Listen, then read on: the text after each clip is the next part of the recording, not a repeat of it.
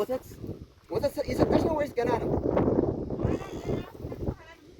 ካሁን በኋላ ነው የምትወልደው። ስትወልድ ወተት መተን እንጠጣለና። አሜን አሜን አሜን። እንሰት አለ እዚሁ ግቢ ውስጥ ከመግቢያችን ጀምሮ እንሰት አለ። በቆሎ አሁን እየበቀለ ነው። ባቄላ እዚህ ጋር ይታየኛል። ይሄ ባቄላ ነው። በቆሎ፣ ባቄላ፣ የከብቶች መኖ እዛ ጋር ይታያል። የንብ ቀፎቹ እነዛ የንብ ቀፎች ጥንቅቅ ያለ በቃ። ስለዚህ ሀገራችን ኢትዮጵያ በዚህ ደረጃ ወደፊት እንደምትቀጥል ምንም ጥያቄ የለኝም። አሁን ይሄ አዲስ አበባ ገጠር ውስጥ ስልጤ ዞን ውስጥ እንዴት እንደሚያምር አየሩ፣ ነፋሻማነቱ የአንድ አርሶ አደር ቤት ነው። በቃ ወደዳችሁም ጠላችሁ በጣም ያኮራል። ወደፊት ኢትዮጵያ ሀገራችን እያንዳንዱ አርሶ አደር እንደዚህ አይነት ቤት እንደዚህ አይነት ኑሮ እንደሚኖር ምንም ጥያቄ የለውም። በነገራችን ላይ እዚህ ቤት ውስጥ ቴሌቪዥን አለ። ከተማ ውስጥ የሌለ ነገር የለም። ሶፋቸው፣ አልጋቸውን አንድ ጊዜ ጠቅላይ ሚኒስትር አብይ መጥተው ባስመረቁ ጊዜ ተመልክታችኋል። ሁሉ ነገር ጥንቅቅ ያለ። ስለዚህ ወደፊት እናት ሀገራችን ኢትዮጵያ እያንዳንዱ አርሶ አደር በዚህ ደረጃ የተሻለ ኑሮ የሚኖሩበት እድል ነው ያለው።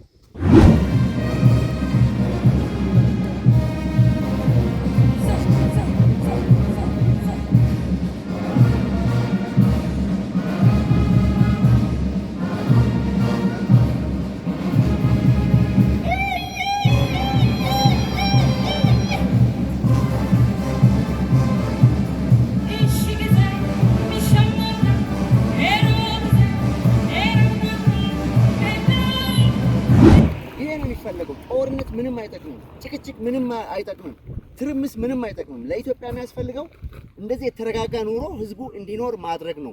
አውሮፓና አሜሪካ ያላችሁ ፖለቲከኞች በተለይ ማለት ነው አንዳችሁም ለዚህ ቤት አንዲት ብሎኬት ሰርታችሁ አቅርባችሁ አታውቁም። በወሬና በምላስ ግን አንደኞች ናችሁ። የወሬ ቋቶች። እስኪ መታችሁ ቢያንስ የተሰራውን ነገር መታችሁ ጎብኙ። የተሰራውን መተህ ተመልከት። እናንተ ከምትኖሩበት ቤት የተሻለ ቤት ነው ይሄ ቤት። እናንተ አውሮፓና አሜሪካ ከምትኖሩ የኢትዮጵያ ፖለቲከኞች፣ የሶሻል ሚዲያ ጡረተኞች እናንተ ከምትኖሩበት ቤት የተሻለ ቤት ነው እዚህ ገጠር ላይ የኢትዮጵያ ገበሬዎች እየኖሩ ያሉት። ይሄን ስንነግራችሁ በኩራት ነው። ኢትዮጵያ የምታስቡ ከሆነ የኢትዮጵያ ፖለቲከኞች አውሮፓና አሜሪካ ያላችሁ ቁጭ ብላችሁ በደንብ አስቡ። ራሳችሁ አይደለም የኢትዮጵያን ሕዝብ እናንተ ነፃ አልወጣችሁ። ነፃ መጀመሪያ ውጡ ካለባችሁ የገንዘብ ችግር፣ የአእምሮ ድህነት ችግር ካሉባችሁ ችግሮች መጀመሪያ ራሳችሁ ነፃ አሉ። ይህ ህዝብ በዚህ መልክ መኖር ጀምሯል። ወደዳችሁም ጠላችሁ መሬት ላይ ያለው ሀቅ ይሄ ነው። ስለዚህ የምትችሉ ከሆነ መጀመሪያ ራሳችሁን ነፃ አውጡና ከዛ በኋላ ለኢትዮጵያ ህዝብም ከኔ ጀምሮ ማለት ነው ከኔ ጀምሮ ጥብቅና መቆም የምትጀምሩት መጀመሪያ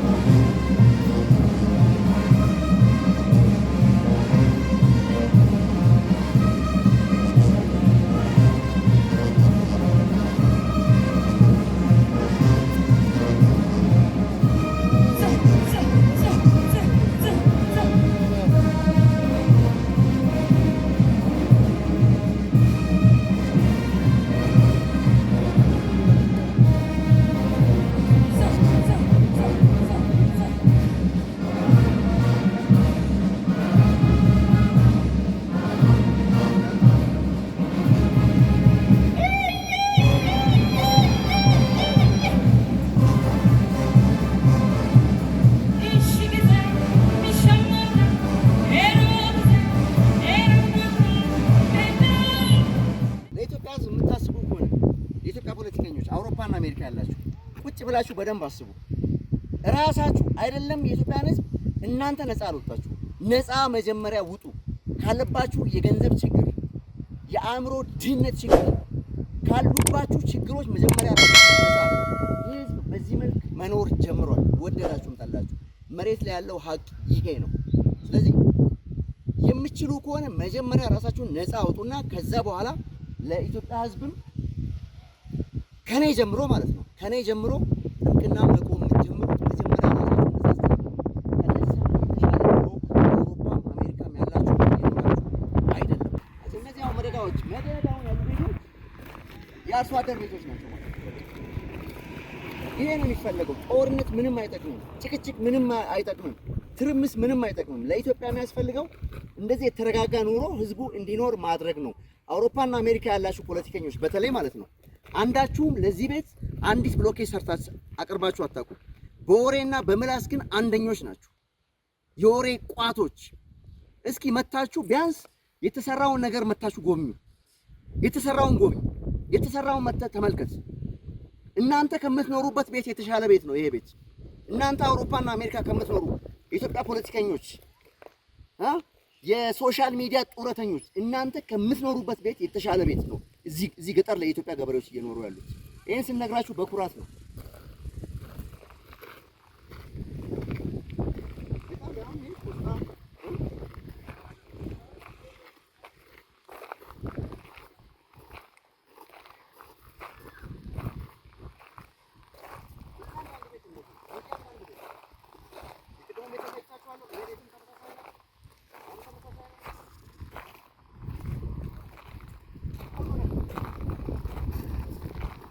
ልጆቻቸው ከዚህ የተመጣጠነ ምግብ ይበላሉ። ቆስጣ አለ፣ ጎመን አለ፣ ጤና አዳም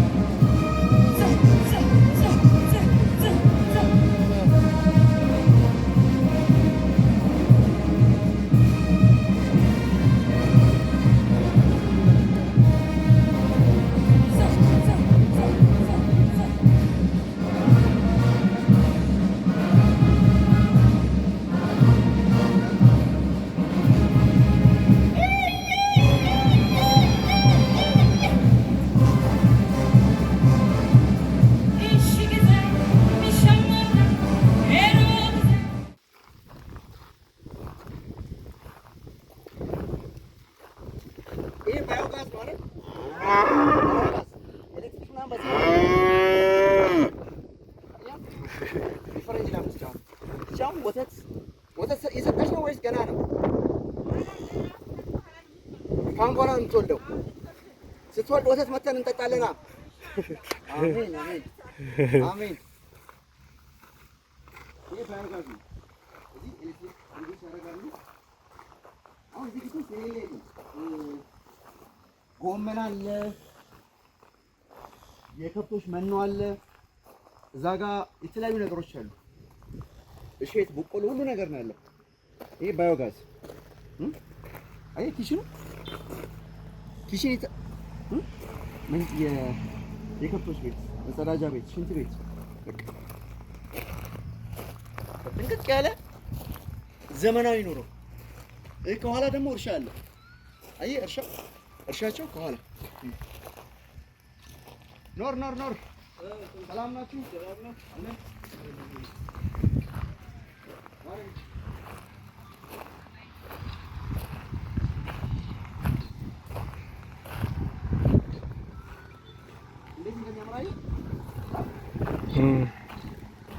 ቦታው ደግሞ እንደዚህ አረፍ ይላሉ፣ ያርፋሉ፣ ይዝናናሉ።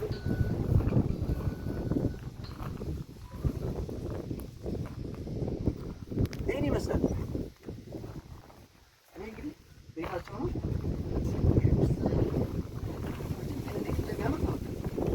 አሁን ይሄ አዲስ አበባ ውጭ ገጠር ውስጥ ስልጤ ዞን ውስጥ ላይ እንዴት እንደሚያምር አየሩ፣ ነፋሻማነቱ የአንድ አርሶ አደር ቤት ነው። በቃ ወደዳችሁም ጠላችሁ በጣም ያኮራል።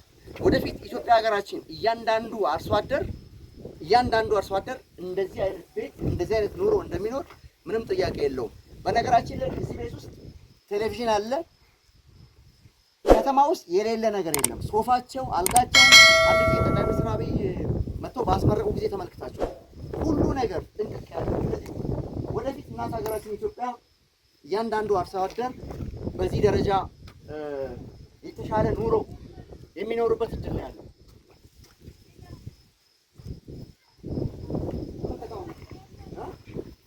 እንሰት አለ እዚሁ ግቢ ውስጥ ከመግቢያችን ጀምሮ እንሰት አለ። በቆሎ አሁን እየበቀለ ነው። ባቄላ እዚህ ጋር ይታየኛል። ይሄ ባቄላ ነው። በቆሎ፣ ባቄላ፣ የከብቶች መኖ እዛ ጋር ይታል። የንብ ቀፎቹ እነዛ የንብ ቀፎች ጥንቅቅ ያለ በቃ። ስለዚህ ሀገራችን ኢትዮጵያ በዚህ ደረጃ ወደፊት እንደምትቀጥል ምንም ጥያቄ የለኝም።